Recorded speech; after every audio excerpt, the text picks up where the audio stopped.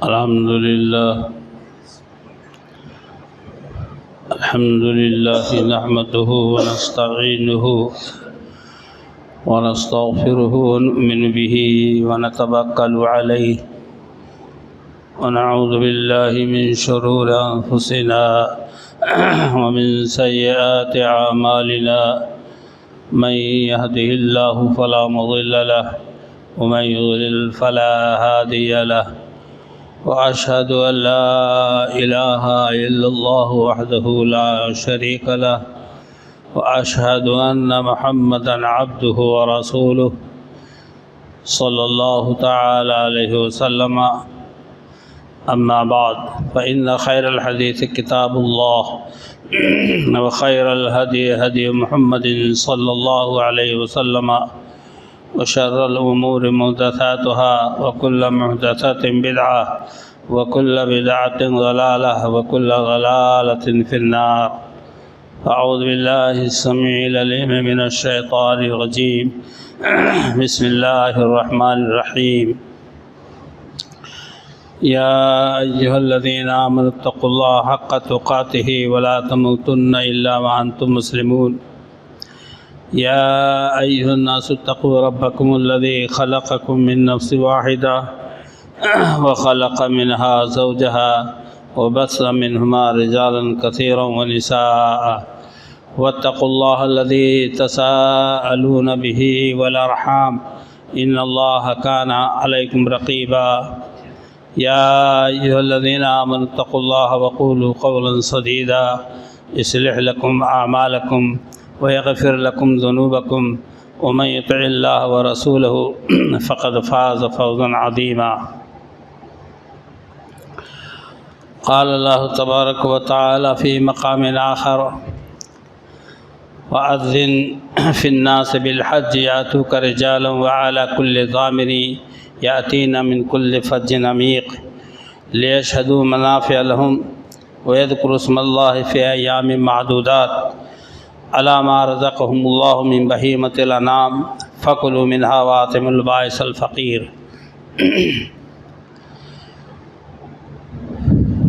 اللہ رب العالمین کی تعریف و توصیف کے بعد بے شمار درود و سلام ہوں سید الرسل امام الانبیاء جناب محمد رسول اللہ صلی اللہ علیہ وسلم کی ذات مبارکہ پر. سورہ حج کی 27 اور 28ویں آیت میں نے تلاوت کی ہے موقع کی مناسبت سے. حاضرین گرامی، اللہ نے ارشاد فرمایا وَأَذِّن فِي النَّاسِ بِالْحَجِّ کہ لوگوں میں اعلان کر دیجئے حج کا. اذان کے معنی اعلان کے ہوتے ہیں. جو اذان دی جاتی ہے 5 وقت کی نماز کے لیے وہ ایک اعلان ہے، وہ نغمہ سرمدی ایک زبردست اعلان ہے جس میں اللہ کی عبادت کی طرف، دنیا اور آخرت کی فلاح اور بہبودی کی طرف تمام مسلمانوں کو 5 وقت بلایا جاتا ہے. اس اذان کے معنی اعلان کے ہیں. اللہ نے فرمایا کہ اذان دے دیجئے، اعلان کر دیجئے کہ لوگ حج کے لیے آویں. وعلی کل ضامر یاتین من کل فج عمیق، دبلی پتری اونٹنیوں پر اور دیگر سواریوں پر سفر طویل طے کر کے پہنچے تاکہ وہ نفع حاصل کر لے جو اللہ نے ان کے لیے مقدر کیا ہے، اور اللہ کا ذکر کریں گنے چنے دنوں میں. اور اللہ نے فرمایا کہ علامہ رزقہم من بہیمۃ الانعام، اور وہ چوپائے جنہیں اللہ نے آپ کو دیے ہیں، چاہے آپ نے خریدا ہو، چاہے آپ نے اپنے گھر میں پال رکھا ہو، اونٹ، گائے، بیل، بکری، دمبا، بھیڑ، اللہ فرماتا ہے کہ ان پر اللہ کا نام لو، بسم اللہ واللہ اکبر، بسم اللہ اللہ اکبر کہہ کر کے ذبح کرو، تو خود کھاؤ اور اپنے متعارف لوگوں کو کھلاؤ، غربا مساکین کو بھی کھلاؤ، تقسیم کر دو۔ برادران اسلام، اس آیت کریمہ میں اللہ تبارک و تعالیٰ نے تمام فرزندان توحید کو اس بات کی طرف دعوت دی ہے کہ حج جیسے فریضے کے لیے آئیں، پیدل چل کر، سواریوں پہ سوار ہو کر،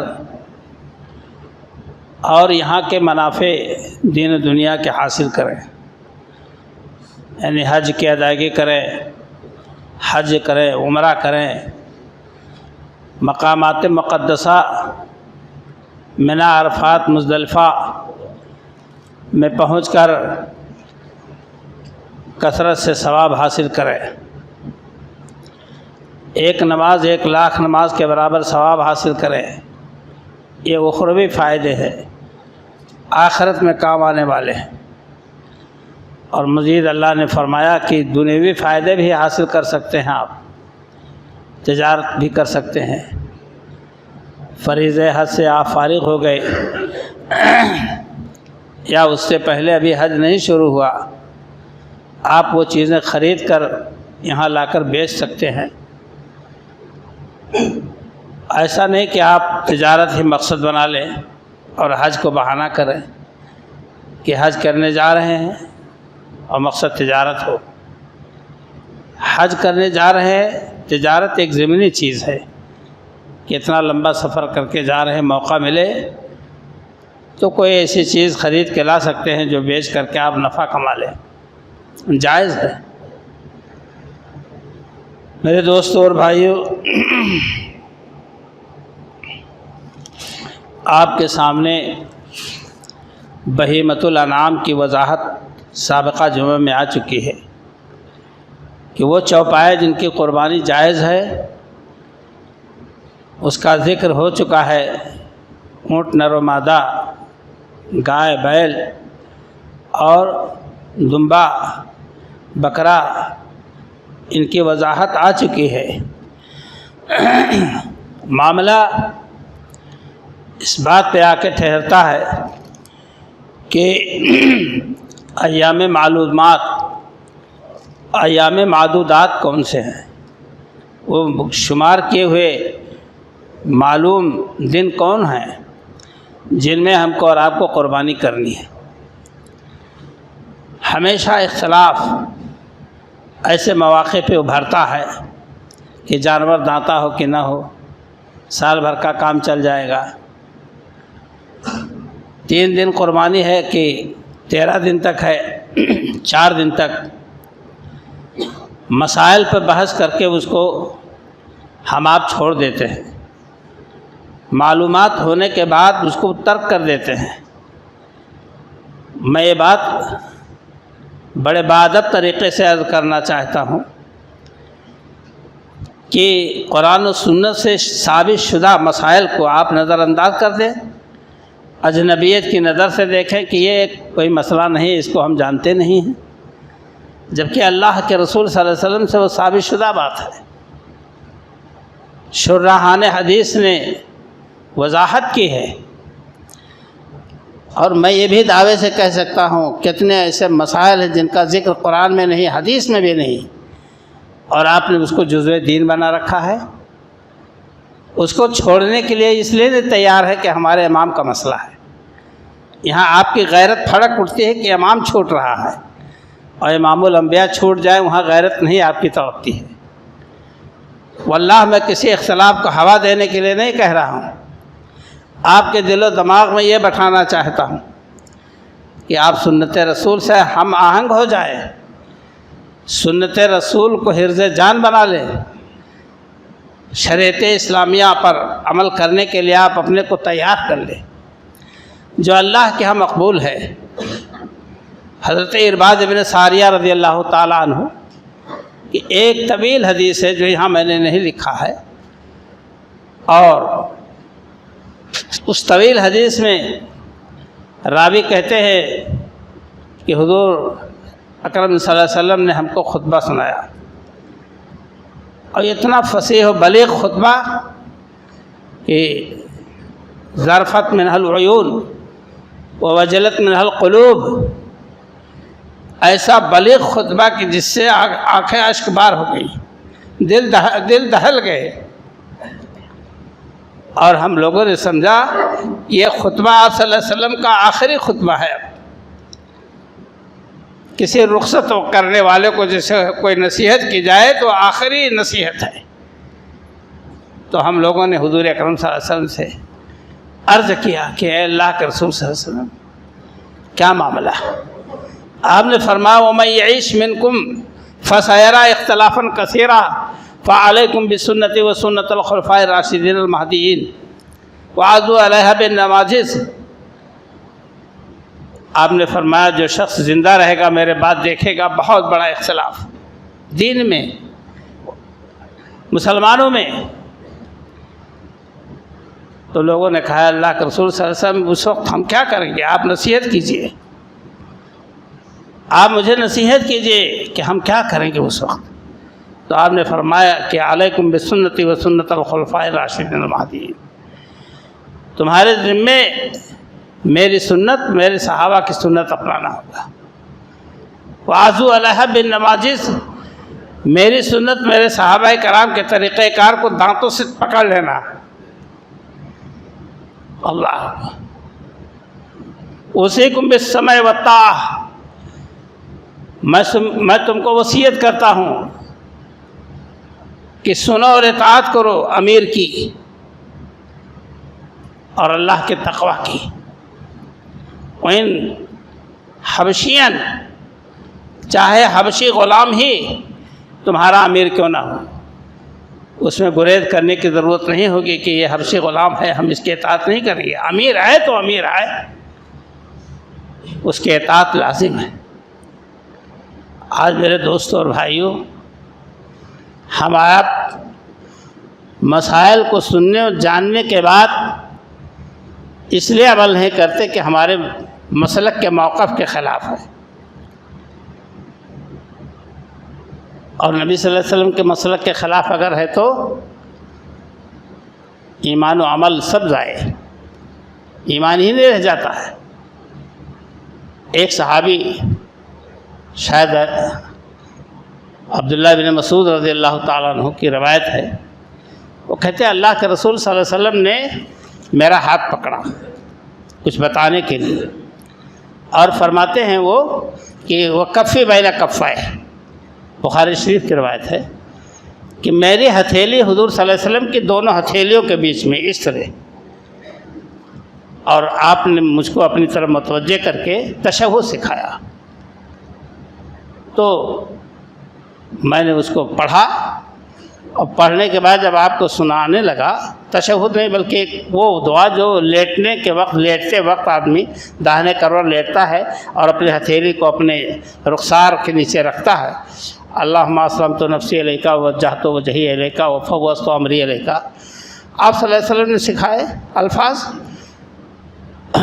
وبنبیک الذی ارسلت، آخری جملہ وہ دہراتے ہوئے دوبارہ آپ کو سناتے اور اصلاح کرنے کے لیے دہراتے ہوئے کہہ دیے وہ بے رسولک الذی ارسلت، جبکہ آپ نے بے نبی کا فرمایا تھا۔ آپ نے فرمایا نہیں، میں نے بے نبی کا کہا ہے، رسول کا نہیں کہا ہے۔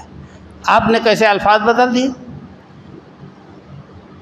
رسول نبی میں دونوں میں کوئی دوری تو نہیں ہے، لیکن نبی صلی اللہ علیہ وسلم نے اپنے فرمائے ہوئے الفاظ کے خلاف برداشت نہیں کیا۔ یہ سند مل جائے گی لوگوں کو کہ ایک صحابی رسول نے الفاظ بدل دیے تھے، آپ نے اس کو انگیز کیا، گوارا کر لیا تھا۔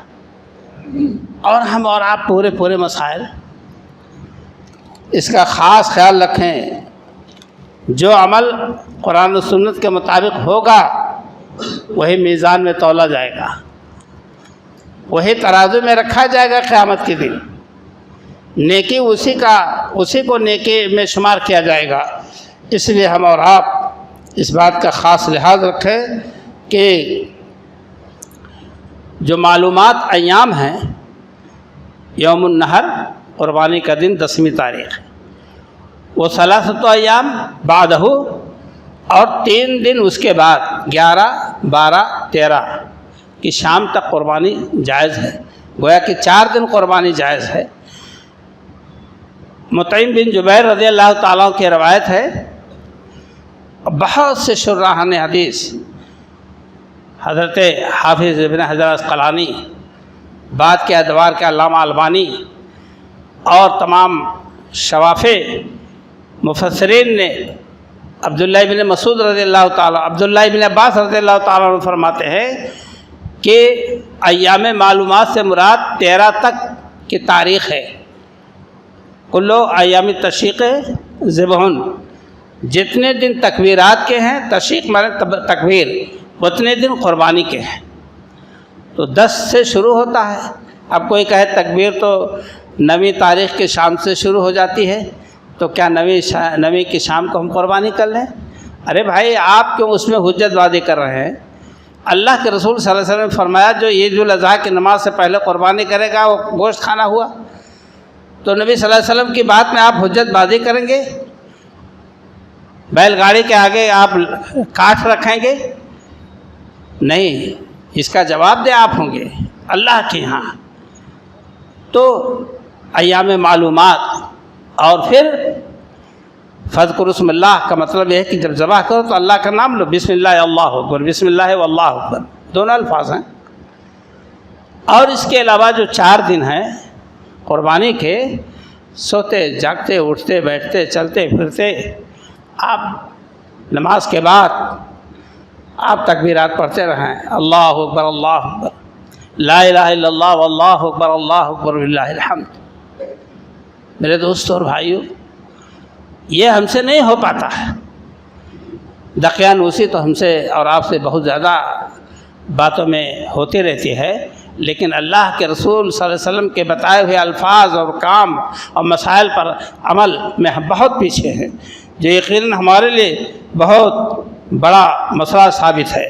میرے دوستوں اور بھائیوں، ہم اور آپ محبت رسول کو سامنے رکھتے ہوئے دینی مسائل کو انجام دینے کی کوشش کریں. اگر آپ نے اسوہ رسول کے خلاف کہیں بھی گفتگو کی، اپنے دماغ میں بٹھایا اور کہیں عمل کیا اور اس کا تعلق شریعت سے نہیں ہے، تو یا ایھا الذین آمنوا اطیعوا اللہ واطیعوا الرسول ولا تبطلوا اعمالکم، سورہ محمد کی آیت ہے. اے ایمان والو، اللہ کہہ رہا ہے آپ کو، ہم کو خطاب کر کے دنیا کے مسلمانوں کو کہ اے ایمان والو، اللہ اور اس کے رسول کی اطاعت کرو. اطیعوا اللہ واطیعوا الرسول، اللہ کی اطاعت کرو، رسول اللہ صلی اللہ علیہ وسلم کی اطاعت کرو. ولا تبطلوا اعمالکم، اپنے اعمال کو برباد نہ کرو. جہاں اللہ کے رسول صلی اللہ علیہ وسلم کی اطاعت نہیں ہوگی وہ اعمال برباد جائیں گے. برادران اسلام، ہم اس بات کو اپنانے کی کوشش کریں. میں بہت ہی اس کے ذمہ داری سے بات ذکر کر رہا ہوں کہ ہم اور آپ 4 دن کے قربانی کا انکار نہ کریں. تکبیرات اور قربانی ساتھ ساتھ چاروں جاری رہے گا. اللہ جس کو توفیق دے. ہم تو کہتے ہیں احیاء سنت کے لیے اگر کسی کے پاس 2 ہے تو ایک پہلی کو کرے، ایک چوتھی کو کرے، کہ سنت زندہ ہو. ہاں، اگرچہ روایت صحت تک تو نہیں ہے غالباً، من احیا سنتی عند فساد امتی فلہ اجر 100 شہید، کہ جس نے میری سنت کو زندہ کیا اس وقت جب امت میں اختلاف اور فتنہ پیدا ہو تو اس کو 1 شہید کا درجہ ملے گا. میں اس بات کو ذرا سا بہت زیادہ نہیں وہ کہنا چاہتا ہوں، لیکن سنت رسول صلی اللہ علیہ وسلم کے خلاف اگر ہمارا آپ کا نظریہ ہے، آپ سمجھ رہے ہیں اپنے تئیں کہ ہم سچے ہیں، ہمارا ذکر سچا ہے، ہمارا مسئلہ سب سے اونچا ہے، ارے تو بھائی ملا لو نا، فَإِن تَنَازَعْتُمْ فِي شَيْءٍ فَرُدُّوهُ إِلَى اللَّهِ وَالرَّسُولِ، کسی مسئلے میں اختلاف ہو جائے اللہ اور اس کے رسول سے اس کو ملا لو۔ ہمارے آپ کے ہاں سے نہیں، بڑے بڑے محدثین سے نہیں، صحابہ کرام سے بھی نہیں، خلفائے راشدین سے بھی نہیں، جبکہ خلفائے راشدین 100% سنت رسول کے شائداری تھے، مگر پھر بھی اللہ کے رسول صلی اللہ علیہ وسلم کی سنت کے آگے کسی کی کچھ نہیں۔ فَإِن تَنَازَعْتُمْ فِي شَيْءٍ فَرُدُّوهُ إِلَى اللَّهِ وَالرَّسُولِ۔ میرے دوستو اور بھائیو، ہم اور آپ اس بات کی طرف توجہ دیں، ہماری اور آپ کی ذمہ داری ہے۔ دوسری بات یہ ہے، قربانی کا گوشت آپ کھائیں، دوست احباب کو کھلائیں، رشتہ داروں کو بھی بھیجیں دیں، غربا مساکین کا خاص خیال رکھیں۔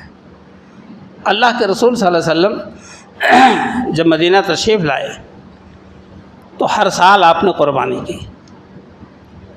حضرت انس رضی اللہ تعالیٰ عنہ کہتے ہیں کہ اقام رسول اللہ صلی اللہ علیہ وسلم 10 سنین بالمدینہ، نبی صلی اللہ علیہ وسلم 10 سال تک مدینہ میں مقیم رہے، زندہ سلامت رہے، اور آپ نے ہر سال قربانی کی۔ آپ نے سب سے پہلے یہ فرمایا کہ 3 دن سے زیادہ قربانی کا گوشت نہ رکھا جائے، ذخیرہ نہ رکھا جائے، کیونکہ صحابہ کرام غریب تھے، وسائل نہیں تھے کہ بکرا خرید لے، مہاجرین گئے تھے، پالنے اور پوسنے کا کوئی موقع نہیں تھا، تو آپ نے ذمہ داری دی کہ قربانی کرو، مگر اس کا گوشت صحابہ کرام میں آپس میں ایک دوسرے کے پاس تقسیم کر دو، ذخیرہ نہ کرو۔ جب حالات معمول پہ آ گئے، الحمدللہ صحابہ کرام خوشحال ہو گئے، تو آپ صلی اللہ علیہ وسلم فرمایا کہ اب تم ذخیرہ کر سکتے ہو، خود کھاؤ، کھلاؤ، غربا مساکین کو دو، اور ضرورت کے مطابق آپ ذخیرہ بھی کر لیں، 2-4-10 روز کے بعد کھائیں۔ اللہ کے نبی صلی اللہ علیہ وسلم نے ہم کو آپ کو یہ اجازت دی ہے۔ ایک بات اور میں عرض کر دوں قربانی کے جانور سے متعلق، کوئی آدمی نماز، روزہ، حج و زکوٰۃ، قربانی، دینی باتوں کو مذاق اور تمسخر نہ سمجھے۔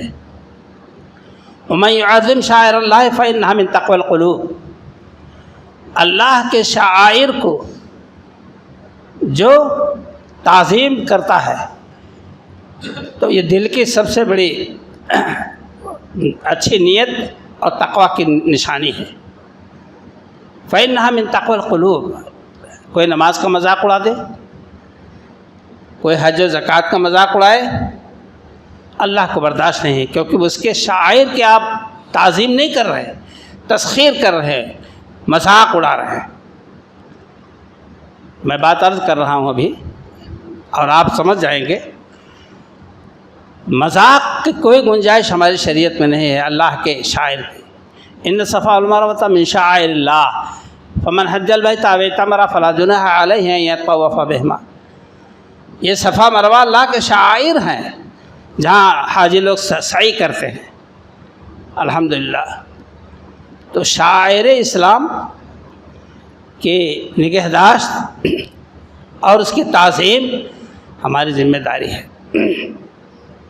ہمارے یہاں کیا ہے، موبائل چل گیا ہے بھائی، اللہ پناہ۔ ارے بھائی صحیح استعمال کرو موبائل کا بھی، اپنی آنکھ کا بھی، اپنے کان کا بھی، اپنی زبان کا بھی، اپنے پاؤں کا بھی، اس کو ڈگمگانے نہ دو۔ لکھتے ہیں کہ بکرا جنت میں تو ہے لیکن 3 پاؤں کی وجہ سے بیٹھا ہوا ہے۔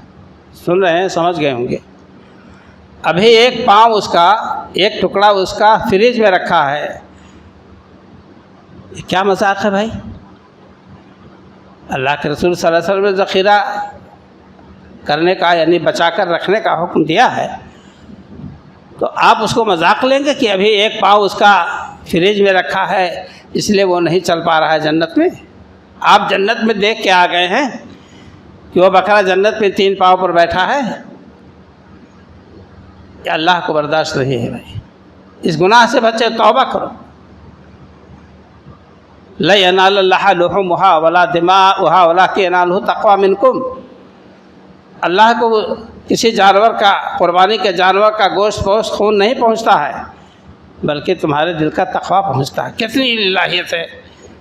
تم کس قدر اللہ کی راہ میں قیمتی سے قیمتی جانور کو قربان کرنے کے لیے تیار ہو کر رہے ہو۔ وہ مذاق کا ذریعہ نہیں ہے۔ نماز، روزہ، حج و زکوٰۃ یہ شعائر اسلام ہے، اس کے لیے ہم احتیاط برتیں۔ میرے دوستوں اور بھائیوں، بعض لوگوں نے اس پر بھی بحث کی کہ قربانی سنت ہے کہ واجب ہے کہ کیا ہے، فرض ہے۔ صحابہ کرام نے ایک بات بتائی، جیسا کہ میں نے ابھی روایت پڑھی کہ حضور صلی اللہ علیہ وسلم، نبی اکرم صلی اللہ علیہ وسلم 10 سال مدینہ میں تھے، 11ویں سال میں آپ کا انتقال ہو گیا۔ جب تک آپ صلی اللہ علیہ وسلم مدینہ میں رہے تو ہمیشہ آپ نے قربانی کی۔ صحابہ نے یہ پیش کیا کہ اللہ کے رسول صلی اللہ علیہ وسلم کی سنت ہے اور زبردست سنت ہے۔ آپ نے اس سے پہلے سنا کہ جس کے پاس طاقت ہو قربانی کی اور قربانی نہ کرے تو ہماری عیدگاہ میں نہ آئے بھائی۔ اتنا بخیل ہو جائے، آنکھیں چرا لے سنت رسول کی ادائیگی سے، کہ جہاں غربا مساکین کو، بھائیوں کو یا اپنے بھائیوں کو ہے بھائی کچھ کھانے پینے کو مل جائیں اور اس نے اپنی بخیلی کی بنیاد پر قربانی نہیں کی تو اس کے لیے سخت وعید ہے کہ مصلی ہی میں نہ آئے، عید کی نماز ہی نہ پڑھے۔ میرے دوستوں اور بھائیوں، قربانی ایک ایسی چیز ہے کہ جو انسان کی زندگی کو چمکا دینے والی ہے۔ آپ دیکھ رہے ہیں کہ ابراہیم علیہ السلام کی پوری زندگی قربانی سے تعبیر ہے، پوری زندگی، جس کا مختصر ذکر انشاءاللہ کل عیدگاہ میں آئے گا، اور آپ کو اس کی طرف متوجہ کرنے کی کوشش کروں گا، کیونکہ ہم لوگوں کے تو کان پر جو بھی نہیں دیکھتے دینی کاموں کے لیے۔ معاف فرمائیں اگر مجھ سے غلطی ہو رہی ہے، معذرت کے ساتھ کہہ رہا ہوں کہ اگر قربانی کے گوشت میں لذت نہ ہوتی تو ہماری توجہ اس پر بھی نہ ہوتی۔ کام و دھن کی لذتوں سے ہم محظوظ ہونے کے لیے پیش ہیں اس مسئلے میں۔ صحابہ کرام رضی اللہ تعالیٰ عنہم سے کسی نے پوچھا قربانی کا کیا معاملہ تھا، بتایا کہ اللہ کے رسول صلی اللہ علیہ وسلم کے زمانے میں، صحابہ کرام کے دور میں ایک قربانی گھر میں ہوتی تھی۔ جب لوگوں میں فخر و مباحات پیدا ہوئے قربانی کے مسئلے کو لے کر کے، تو آپ دیکھ رہے ہیں جو ہو رہا ہے، کتنے جانور قربان کرتے ہیں لوگ۔ منع تو نہیں بھائی، معاف کیجیے گا، میں اخلاص کی بات کر رہا ہوں، چاہے میری شوکت ہو چاہے دنیا ہو، دل میں خلوص ہے، اللہ کے حضور پیش کرنے کا جذبہ ہے۔ فصل لربک وانحر، اللہ ہی کے لیے نماز پڑھیے اور اللہ ہی کے لیے قربانی، یہ ہے اصل مقصد۔ جناب محمد رسول اللہ صلی اللہ علیہ وسلم نے، بعض روایتوں میں آتا ہے کہ حجۃ الوداع میں 63 اونٹ اپنے ہاتھ سے ذبح کیے، اور بعض روایتوں میں 100 اونٹ آتے ہیں آپ صلی اللہ علیہ وسلم نے قربان کیے۔ مدینے میں آپ صلی اللہ علیہ وسلم ذبح رسول اللہ صلی اللہ علیہ وسلم یوم ذبح کبشین اقرنین عملہین موجوعین، 2 دمبے ذبح کیے آپ۔ تو یہ کہنے کا مقصد ہے کہ اخلاص کی طرف میں دعوت دے رہا ہوں، اور انشاءاللہ جب سچی نیت ہوگی تو اللہ تعالیٰ آپ کو اجر و ثواب سے نوازے گا۔ اس لیے میرے دوستوں اور بھائیوں، اور آخری بات کہ ہمیشہ میں کہتا ہوں اور تا قیامت میں اور میرے جگہ پہ آنے والے لوگ اللہ کے رسول کا پیغام آپ تک پہنچاتے رہیں گے۔ یہ اور بات ہے آپ کا دل نہیں آمادہ ہوتا ہے کہ ماں بہنوں کو عیدگاہ لے جائیں۔ نبی اکرم صلی اللہ علیہ وسلم کے بارے میں ام عطیہ رضی اللہ تعالیٰ عنہ روایت کرتی، امرنا،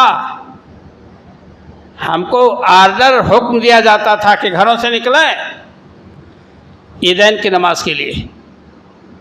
ایک عورت نے عرض کیا، اللہ کے رسول صلی اللہ علیہ وسلم، ہم میں سے ہر کوئی ایسا نہیں جس کے پاس چادر ہو جو وہ اوڑھ کر اور چہرہ چھپا کر عیدگاہ پہنچ سکے۔ غربت تنگدستی کا دور تھا، تو آپ نے فرمایا کہ پڑوسن یا ساتھی، ساتھ میں چلنے والی عورتیں اپنے ساتھی کو، اپنے سہیلی کو، اپنے پڑوسن کو اپنے چادر میں چھپا لیں، آدھا اپنا اوڑھے آدھا اس کو اوڑھا دے، پردہ ہو جائے۔ یہاں تک آپ نے فرمایا کہ منتھلی والی عورتیں بھی پہنچیں عیدگاہ، مصلی سے تھوڑا ہٹ کے بیٹھیں، جب دعا شروع ہو امام کی تو دعا میں شریک ہو جائے۔ آج ہمارے یہاں بہت زمانہ سے ہندوستان کی سرزمین پر جہاں جہاں بھی ہو، عورتوں کو اس نیکی سے محروم کر دیا گیا۔ کیا زمانہ خراب ہو گیا! خراب تو آپ ہم ہوئے، زمانہ کہاں خراب ہوتا ہے۔ اللہ کے نبی صلی اللہ علیہ وسلم نے فرمایا کہ انسان اللہ کو گالی دیتا ہے، اللہ اکبر، وہ ہے سب الدہر وعن الدہر وقلب اللیل والنہار، کہتا ہے زمانہ خراب ہو گیا، وہ زمانہ کو گالی دیتا ہے۔ اللہ کہتا ہے زمانہ تو میں ہوں، میں دن رات کو میں الٹتا پلٹتا ہوں، تو زمانہ تو میں ہوں، اب مجھ کو وہ گالی دے رہا ہے، اپنی خرابی نہیں سوچ رہا ہے۔ میرے دوستوں اور بھائیوں، آپ اپنے محاورے میں جو کہہ جاتے ہیں اس سے کہیں زیادہ بدتر انداز جب مارکیٹنگ کرتی ہیں عورتیں، میلوں میں جاتی ہیں عورتیں، جہاں کہیں کوئی باہری آ گیا کچھ تام جھام لے کر کے، وہاں عورتیں لڑکیاں بھری پڑی رہتی ہیں، ہمارے آپ کے خاندانوں کی، گھرانوں کی، تب آپ کی غیرت نہیں جاگتی کہ اسلامی غیرت کا تقاضا کیا ہے۔ یہ وہ چیز ہے جو گھر میں چھپی رہے۔ اب آپ پیسہ دیتے ہیں کہ جاؤ، وہ لگا ہے میلہ، وہاں اپنے من پسند کا سامان لے آؤ، تب آپ کی غیرت نہیں جاگتی کہ زمانہ خراب ہے۔ دین اسلام پر عمل کرنے کے لیے زمانہ کو بدنام کر دیا اور محروم کر دیا ہے اس قوم کو، اس برادری کو جس کا نام عورت ہے۔ عورتوں نے جو کام انجام دیے ہیں، تاریخ اسلامی اٹھا کے دیکھیے کہ سب سے پہلا خون اسلام کے لیے عورت کا ہوا ہے، کسی مرد کی شہادت نہیں ہوئی ہے، عورت کی ہوئی ہے، اور وہ کارنامے انجام دیے ہیں کہ آپ ہم انگوش بدندہ ہو جائیں۔ یہ نہر زبیدہ کس کی کھدائی ہوئی؟ زبیدہ ہارون رشید کی بیوی، اور جب وہ نہر تیار ہو گئی تو منیم نے کہا کہ ملکہ چلیے حساب لے لیجیے۔ کہا لاؤ دفتر کہاں حساب کا؟ اٹھایا، کہا لے چلو۔ کہاں لے چلائیں؟ کہا لے چلو نہر کے پاس، وہیں حساب ہوگا۔ نہر کے پاس لے گئے، زبیدہ نے اٹھایا اور نہر میں پھینکا اور کہا ترکت الحساب علیہ بالحساب، تم سے کوئی حساب نہیں ہے، اس حساب کو میں اس حساب پر چھوڑتی ہوں۔ ایک عورت کا کارنامہ تھا۔ کتنے ایسے کارنامے ہیں عورتوں کے، آپ اٹھا کے کتابیں دیکھیں، اور انہیں کو آج دین اسلام سے محروم کیا جاتا ہے۔ 2 رکعت نماز کے لیے بہانے بازیاں تراشی جائی جاتی ہیں۔ اس لیے میرے دوستوں اور بھائیوں، میں آپ کو سنت رسول صلی اللہ علیہ وسلم کی پیروی کی طرف متنبہ کرنا چاہتا ہوں، دعوت دے رہا ہوں۔